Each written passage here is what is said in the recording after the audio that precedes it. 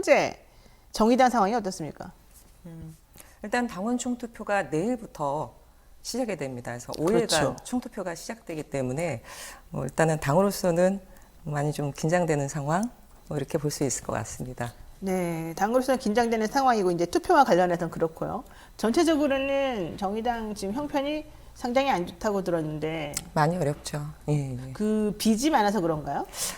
사실 빚이 많이 생긴 게 다른 부분보다는 당원 수가 일단 탈당하신 분들이 많이 생겼고요. 당원이 빠져나갔고. 네, 당원이 많이 빠져나갔고 현재 당원이 48,000인데 저희가 이제 당비를 꾸준히 내시는 당권자 당원이 네. 18,000입니다. 그러면 사실상 3만 명의 당원이 현재 당비 납부를 보류한 상태거든요. 그렇네요. 네, 정의당 같은 경우 원내 정당이기 때문에 국고보조금이 나옵니다. 네네. 근데 사실 6석이라는 의석 같은 경우는 우리 20대 국회랑 달라지진 않았어요. 네. 국고보조금에 있어서는 큰 변화가 없습니다만 네. 최근에 정의당 재정이 많이 어렵다 이런 기사가 나왔는데 사실은 우리 정의당은 그동안 당원들의 당비 납부에 의해서 사실 운영되는 부분이 컸거든요. 당비도 다른 당에 비해서 월 10,000원 이상이고요. 3만 명이면 한 달에 3억 정도 적지 않은 그러네요. 부분이기 때문에 사실 당으로서는 그런 부분들이 많이 어려운 부분이고 당심 그리고 민심 모두를 좀 제대로 아울릴 수 있는 변화와 혁신이 어느 때보다도 지금 시급하다 그렇게 판단하고 있습니다. 민주당은 당비가 11,000원이라고 그러던데. 네, 저희는 10,000원 이상이에요. 10배나 되네요. 네. 거의 뭐 48만 명이 있는 거나 마찬가지네요. 18만 명이 있는 거나 마찬가지네요. 근데 지난번에 이건 뭐 그냥 외람된 질문입니다만 진중권 씨가 진중권 전 교수가 정의당에 있다가 나왔다가 다시 예, 정의당 예. 들어갔잖아요. 예, 예. 그게 이제 지난 대선 때 즈음이었나요? 대선 전이었죠. 예. 그러니까 대선 바로 직전이었던 것 같은데 좀 효과가 좀 도움이 됐습니까? 진중권 씨 같은 사람이 들어가면 좀 의미가 있는 거 아니에요? 제가 솔직히 말씀드리면 이건 개인적인 주관적인 판단인데요. 글쎄요. 그닥 큰 도움이 되진 않았다. 왜? 라는 생각이 드는 게 사실 진중권 교수가 입당한 거 관련돼서 당내 논란이 좀 있었습니다. 네. 당시에 여영국 당대표가 환영한다 이런 입장글을 했는데 일각의 당원들께서는 아니 진중권 교수가 지금 대선을 앞두고 하는 메시지며 이런 부분들이 과연 정의당을 이롭게 하는 것이냐 라는 강력한 문제제기도 네. 좀 있었습니다. 그래서 일단은 그 부분을 그냥 지나갔는데 왜냐하면 이제 당원들의 입당과 탈당은 개인의 자유의사이기 때문에 그렇죠. 마땅히 존중해야 되는 부분 맞으나 좀 뭐 유난스럽게 또 입당을 하셨던 부분도 있는 것이고 그 이후의 행보에 대한 부분에 있어서도 여전히 당원들이 불만과 문제적인 목소리가 있습니다.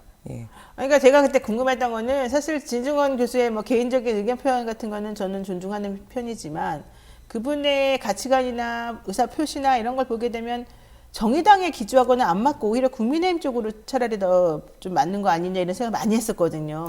당원들 내에서 그렇게 말씀하시는 분들도 상당히 많이 계시거든요. 그런데 그냥 아무런 저항 없이 그냥 아무 문제 없이 우리가 보기에는 겉으로 네. 보기에는 그냥 본인이 한번 나왔다가 본인 만들어 딱 들어갔다가 이제 이렇게 한 거예요. 그래서 저렇게 들어가면 기존에 있는 정의당 회원들이나 이런 분들이 싫어할 텐데 당원들이 싫어할 텐데 이런 마음을 좀 했었거든요. 예. 근데 그러면서 한편으로는 받아준 걸 보면 뭔가 보관이 있겠지. 뭔가 기여를 하려고 당에 들어가겠지. 굳이 당에 안 들어가도 되는데 굳이 들어가면은 뭐가 이유가 있으니까 들어간 거 아니겠냐 이랬거든요. 그래서 저는 좀 정의당이 좀 위기에 처했다고 하니까 좀 뭔가 구원투수처럼 도와주려고 그랬나 보다. 그랬는데 그 이후에 들리는 소식이 별로 특별한 게 없어서 네, 뭐 뭐였나 대선 때 궁금했어요. 딱히 어떤 직을 맡으셨던 것도 아니고 예. 구원투수의 역할은 안 하신 전혀 것 안 한 걸로. 같습니다. 예. 알겠습니다.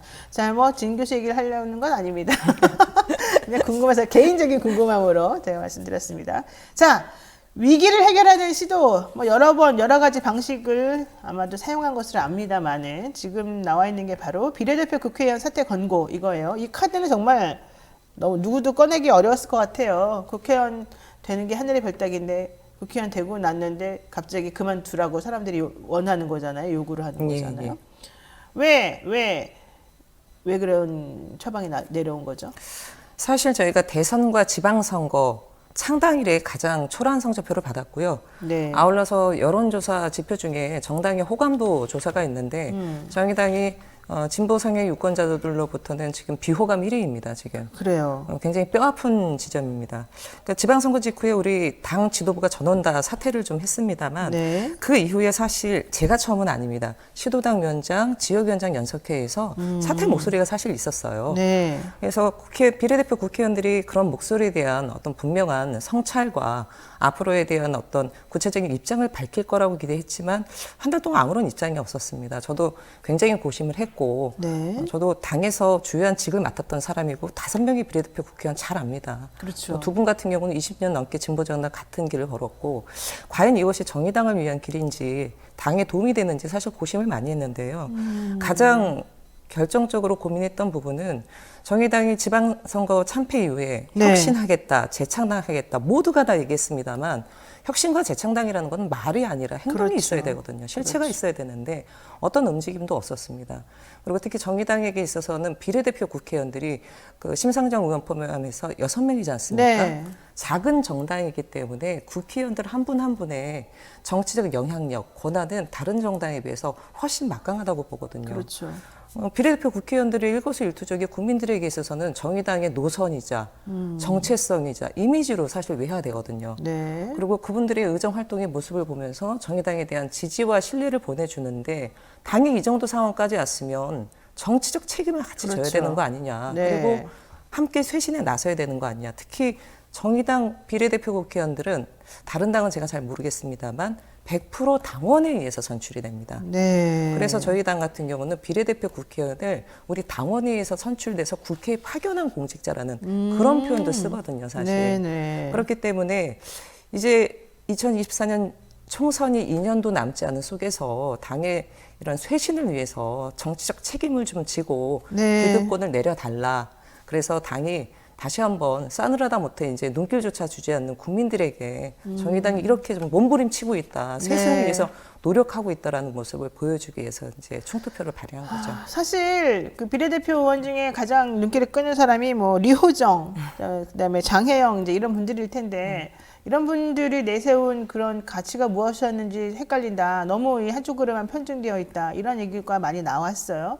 근데 더 큰 책임은 심상정 의원에게 있는 거다. 당을 도대체 몇십 년 동안 이끌면서 결국 노회찬 의원 한 분 가시고 나니 당을 이렇게 정체성 없는 당으로 만들어 버렸냐 이런 얘기 많이 하고 본인은 이제 지역구로 당선이 됐기 때문에 본인이 그만두지 못한다는 것 때문에 살아남겠지만 비례대표는 이제 총사퇴하고 나면 그 다음 사람들이 승계를 하니까 그러니까 어쨌든 정의당은 의석수는 버릴 수 없으니까 사람이라도 바꿔보자 이런 취지를 이런 제안을 하셨을 거잖아요. 근데 그러다 보니까 오히려 제일 큰 책임이 있는 심상정 의원은 여기서 그냥 살아남고 또 본인은 계속해서 그 자리 유지하면서 아무런 책임 안 지는 것처럼 모습이 보이니까 이거 좀 이상하다 이런 느낌이 좀 들긴 들어요. 제가 이 비례대표 사퇴 공고 당원 총투표 발의하고 가장 많이 질문 받았던 부분이 아니 왜 심상정 의원은 빠졌냐. 그러니까. 심상정 의원 넣어야지 말이 되는 거 아니냐 이런 질문이었는데요. 변호사님께서도 말씀하셨지만 심상정 의원은 지역구 국회의원입니다. 네, 그러니까 빼면은. 그러니까 비례대표 국회의원은 앞서 말씀드렸듯이 정의당 당원들이 100% 투표를 위해서 투표를 통해서 순번이 정해졌고 네. 유권자들이 그 저희를 정당 지지를 해서 몇 명이 들어갔는지가 결정된 건데 네. 지역구 유권자들의 결정 자체를 저희가 회수를 할 수는 없다. 그건 안 되죠. 예. 그런 부분 때문에 심상정 의원에 대한 부분들은 당원총 투표에서 제외됐습니다만 말씀하셨듯이 정의당의 현재적 상황에 있어서 심상정 의원의 책임이 크면 컸지 작다고 생각하지는 않습니다. 그렇기 때문에 이 과정 속에서 심상정 의원 또한도 정치적 입장을 표명하실 거라고 저는 생각하고 있습니다. 그렇군요. 어쨌든 본인들 나름대로 방식으로 어떤 정치적인 책임을 다할 것이다. 근데 제가 얼핏 정의당 사람들한테 물어보니까 총투표는 하지만 실제 총투표가 가결될 것 같지 않다. 이런 얘기 많이 나오는데 어떻게 전망하세요? 솔직히. 솔직히 말씀드려서 저는 가결될지 부결될지 잘 모르겠어요. 잘 모른다. 예. 이게 당원들로는 대단히 무거운 주문입니다. 그리고 정의당에 있어서도 그렇고 정당사에서도 거의 초유의 일이나 마찬가지거든요. 그렇죠. 국회의원들을 사퇴 권고한다라는 이 무겁고 쉽지 않은 결정에 대해서 당원분들도 굉장히 고심을 많이 하고 있는 부분이라 그렇죠. 생각들기 때문에 일단은 9월 4일이면 당원들의 결정이 이제 선거 결과를 통해서 나타나기 때문에 그 어떤 결과가 되든지 간에 다 당원들의 판단이기 때문에 마땅히 존중하고 수용해야 된다고 봅니다. 알겠습니다. 9월 4일 우리도 한번 지켜보도록 하고요. 이정미 전 정의당 대표가 얘기를 한 게 이거죠. 있는 도끼만 가지고 계속 나무를 치다 보니까 도끼 날이 망가졌는데 그러니까 더 이상 새롭게 수혈하거나 발전하거나 이런 거 없이 그냥 기존에 있던 것만 가지고 먹고 살다 보니까 이 모양이 됐다 이런 것 같아요.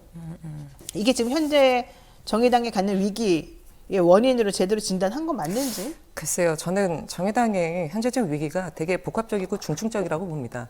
첫 번째 리더십이 붕괴됐고요. 리더십. 정체성 혼란이 왔고요. 네. 그리고 과거에 진보정당 하면 시대를 선도하는 정책 아젠다를 제시를 했었는데 그렇죠. 그것 또한 실증됐고 조직적으로도 대단히 허약한 부분이 있습니다. 네. 여기에 덧붙여서 앞서 말씀드렸듯이 사실 정의당을 대표하는 대표적인 정치인들이 이제 비례대표 국회의원들 텐데 지금 국민들로부터 의정활동 전반에 있어서 호감을 이끌고 있고 정의당을 다시 한번 예전 같은 진보정당의 대표 정당으로서의 뭔가 위상과 역할, 큰 기대를 갖게 만드는 과연 그런 역할을 했는가라고 봤을 때는 부족하다라는 부분들이 아마 대다수의 의견이 아닌가 싶습니다. 그래서 여러 가지 복합적인 위기가 있는데 사실 저는 그런 생각이 들더라고요. 이번 정의당의 위기가 굉장히 얽힌 실타래 같아요. 그래서 예를 들어 뭐 하나를 실타래를 풀기 위해서 뺀다고 해서 이게 풀릴 것인가 네. 라고 봤을 때는 쉽지 않다. 그러면 지금 같은 경우는 말 그대로 쾌도난마 네. 한번 이 실타래를 끊어야지 모든 부분이 풀릴 수 있는데 그러기 위해서는 국민들에게 있어서도 그렇고 당원들에게 있어서도 그렇고 강력한 쇄신, 뭐 정치의 강력한 쇄신은 인적 쇄신 아니겠습니까? 네. 그걸로부터 시작하자라는 입장인 것이죠. 제가 좀 전에 댓글을 보니까 어떤 분이 국민의힘 당 이중대 정의당 뭐 이렇게 얘기를 해요. 근데 또 이 이중대 얘기는 민주당의 이중대 예, 정의당 예. 이렇게 또 얘기가 됐었잖아요. 예, 예. 정의당 계속 여기저기 이중대라는 오명을 지금 쓰고 있는데 예, 예. 이거 억울하실 것 같아요. 많이 억울합니다. 네. 근데 사실 어찌 본다면 앞서도 이제 정체성 혼란 말씀드렸는데 저희가 자초한 부분도 있어요. 그러니까 사실 저는 뭐 어떤 분께서는 그 당의 10년 평가위원장을 맡으셨던 분이 지난번 한 라디오 방송을 통해서 정의당 지난해 10년간의 노선이 민주당 의존 노선이었다 이런 말씀에서 저도 반론을 했던 그 라디오 방송에서 대단히 모욕적이다 이런 말씀도 드렸는데요. 정의당이 자기중심성을 분명히 갖고 있는다면 예를 들어 여러 가지 정책 상황과 변수가 있더라도 분명히 우리 중심 속에서 앞으로 나가면 되는데 네. 중심이 꼭 굳건하지 않다 보니까 이쪽에서 민주당 이중대라고 하면 고개를 오른쪽으로 돌리고 그러면 또 국민의힘 이중대라 그러면 왼쪽으로 돌리고 그러니까. 좌고 우면 왔다 갔다 하다 보니까 국민들에게 있어서 이거 정말 내가 알던 정의당 맞아? 네. 이렇게 좌고 우면 했었나? 이게 어느 순간 누적되다 보니까 정의당의 정체성 혼란을 자초한 부분이 아닌가 저는 그렇게 좀 생각합니다. 조국 전 장관 사태 때 판단을 잘못했다. 심상정 의원이 한 말인데 이거 맞아요? 그것 때문에 문제예요? 뭐 제가 주관적인 판단입니다만 저는 정의당이 지금 조국 전 장관 관련된 게 2019년 아닙니까? 네. 벌써 3년이 지났는데 왜 정의당이 계속 조국 전 장관 그때 인사와 관련된 부분에 대한 것들을 계속 끄집어내는지 그렇죠. 저도 이해가 안 가요. 저는 이제는 정의당이야말로 조국의 강을 건너야 되는 게 아닌가 이런 생각이 들고요. 정의당이야말로 조국의 강을 건너야 된다. 우리 일반 당원들은 그 얘기 별로 안 합니다만 유독 지도부들이 그걸 꺼내더라고요. 이지만 하면 꺼내고 이지만 하면 꺼내는 맞아요, 게 저희 맞아요. 개인적인 좀 판단인데 당시에 사실은 어떠한 상황인지 여러 가지 객관적 정보가 없었습니다. 근데 그때 당시 정말 중요했던 거는 당이 맨 처음에 찬성 입장을 발표를 했었고요. 그게 시도당 위원장, 지역위원장들의 다수의 의견이었습니다. 네, 네. 그 이후 이제 뭐 국민적 비난이 쇄도한 후에 당시 이제 심상정 대표께서 비교섭단체 대표 연설을 통해서 네. 대국민 이제 사과문을 발표를 했던 것이죠. 네. 저는 뭐 일단은 정당이 어떤 정치 현안에 대해서 판단에 네. 대해서 모든 것을 다 옳게 할 수 없다고 봅니다. 실수도 할 수 있고요. 그럼요. 네. 그러면 그에 따르는 책임을 지고 반성과 사과를 할 수 있는 부분이라고 보는데 네. 이미 저는 그게 3년 전에 어느 정도 마무리된 부분이고 정의당이 앞으로도 인사청문 문제라든가 여러 가지 현안에 있어서 국민적 뭐 정서를 비롯해서 우리 원칙을 벗어나지 않는 속에서 그런 입장들을 계속 견지해야 되도록 노력해야 되는 건 마땅한데 자꾸 과거에 저희가 좀 문제가 됐던 부분들을 계속 반복해서 끄집어내는 것이 과연 정의당에게 도움이 되는지 그런 생각이 듭니다. 알겠습니다. 자, 조국의 강은 정말 정의당에 건너야 된다. 10분 동감하고요. 정의당은 이제 진보 정당이잖아요. 아까 뭐 네. 가치관 이런 거 얘기도 하고 정체성 이런 얘기도 하셨는데 진보 정당은 결국 불평등한 상황에서 가장 약자들을 대변하는 당이다라고 하는 이제 이미지가 있는 거잖아요. 추구하는 방향이. 그러다 보면 노동자하고의 관계를 뗄 수가 없어요. 근데 오히려 진보당보다도 더 이 정의당이 노동자하고 떨어져 있다, 멀어져 있다. 특히 한 매체 보도에 따르면 지난 3월 대통령 선거 때 민주노총 간부 2명 중 1명은 진보 정당 후보가 아닌 민주당이나 국민의힘의 정당 후보에게 투표했다는 거예요. 예. 오, 이거 되게 특이한 상황이었어요. 이거 어떻게 보십니까? 사실 지난번 대선에 좀 한 결과를 저도 사실은 봤는데 무척 뼈아픈 대목이기도 합니다. 무척 뼈아픈 대목이고요. 앞서 우리 변호사님께서 말씀하셨듯이 정의당에는 사회적 약자, 그다음에 네. 땀 흘려 일하는 모든 시민들, 노동자, 서민을 위한 정당이 맞습니다. 그리고 정의당의 강령에도 나와 있고요. 그 노선은 변하지 않습니다. 다만 어느 시점인가부터 소위 말해서 땀 흘려 일하시는 분들, 우리 노회찬 의원님께서 말씀하셨던 투명 인간들 속에 늘 함께하는 정당이 돼야 되고 그분들의 어려움들을 네. 제도적으로 개선하는 정당이 돼야 됨에도 불구하고 그분들과 가까이 있기보다는 정의당의 정치라는 자체가 어느 순간부터 이미지 정치 뭐 이런 부분으로 좀 치우치지 않았나 이런 판단도 들고요. 일단 대선 관련돼서는 약간 두 가지 지점은 있는 것 같습니다. 하나는 이전 대선 같은 경우는 사실은 많은 후보들이 나왔습니다. 보수가 또 분열됐던 부분들도 있고요. 그러다 보니까 심상정 후보 같은 경우는 물론 또 당시에 많은 국민들에게 좀 1분 찬스 발언을 통해서 울림도 강하게 했었고 그러다 보니까 지지율도 상당히 많이 받았는데 이번 대선은 너무나 양강구도가 강했습니다. 비집고 들어갈 틈이 거의 좀 보이지 않는 부분도 없지 않아 있었고요. 물론 객관적 조건이 그랬다고 할지라도 우리 민주노총의 간부되시는 분들이 그런 선택을 했던 부분에 있어서 본질적인 부분은 정의당이 예전처럼 우리 노동자를 위한 당이다. 혹은 정의당의 정치적 영향력이 예전만큼 커서 많은 노동자들에게 그래도 정의당에게 희망을 거는 이런 부분들이 예전만 같지 않는 상황이 됐다라는 객관적인 좀 하나의 징표가 아닌가 이런 생각이 듭니다. 근데 대선 때 너무 양당이 세서 우리가 비집고 들어갈 틈이 없었다 말씀하셨는데 제가 그냥 바깥에서 멀리서 바라보기에는 꼭 그런 것보다는 정의당 나름대로 자신의 색깔을 가지고 뭔가 내세우지 못했기 때문에 양쪽에 묻힌 거에 아닌가 이제 이런 생각이 제가 들었고요. 예. 뭐 그거는 뭐 이제 그때의 평가 지나간 거니까. 일단 정리를 한번 해보겠습니다. 뭐 시간 다 됐으니까 지금 온 당이 다 비대위 상황이잖아요. 근데 네. 특히 이제 정의당 입장에서 제일 먼저 이제 비대위에 대해서 얘기를 했어요. 네.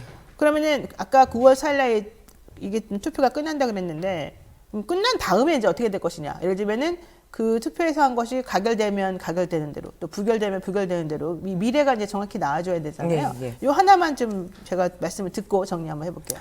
일단은 부결이 될 수도 있습니다. 부결이 그렇죠. 될 수도 있는데 부결이 되더라도 저는 그것은 당원들의 뜻을 반영된 부분이기 때문에 존중해야 된다고 보고요. 존중은 당연히 해야 되는데 예. 부결됐어요. 그러면은 그다음 무슨 일이 있습니까? 근데 다만 이제 제가 좀 드리고 싶은 말씀은 이번 당원 총투표를 발의했을 때도 제가 우리 좀 뭐 당원들에 드리는 입장문이나 메시지에서도 말씀드렸던 게 이번에 비례대표 국회의원들의 사퇴에 대한 찬반을 다투는 것뿐만이 아니라 이번 당원 총투표는 지난 총선 이후부터 정의당의 변화와 뭔가 혁신이 없이 계속 똑같은 길을 걸어왔던 부분들을 네, 이제 끝내고 그렇죠. 당을 바꿔야 되는 부분에 있어서 당을 잇는 모든 지도부들이 같이 책임을 져야 되는 부분이다. 네. 그리고 여러 가지 혁신의 과제나 그동안 이 당원 총투표 사실상 2달간에 이어진 부분이 있는데 이때 제출됐던 부분에 대해서 비례대표 국회의원들이 그 부분에 대해서 충분히 수용하고 앞으로 어떤 식으로 할지에 대한 부분들에 대한 걸 구체적인 입장을 밝혀야 된다. 왜냐하면 최근에 입장문이 나왔는데 네. 절차도 문제였지만 사실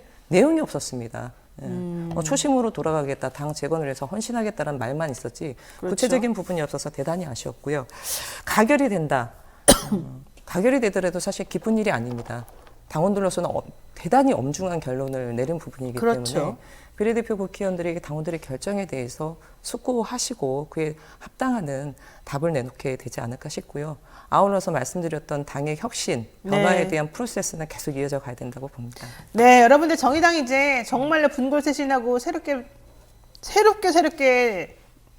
좀 뭔가 바꾸려고 노력을 하는 모습인 것 같아요. 여러분들도 너무 비난의 눈초리만 보지 마시고 좀 더 건전한 비판과 힘을 실어주는 방향으로의 어떤 파이팅을 한번 좀 보내주시면 어떨까 생각이 듭니다. 네, 오늘 말씀 여기까지 드려야 될 것 같습니다. 네, 지금까지 정호진 전 정의당 수석대변인과 함께했습니다. 오늘 말씀 고맙습니다. 고맙습니다.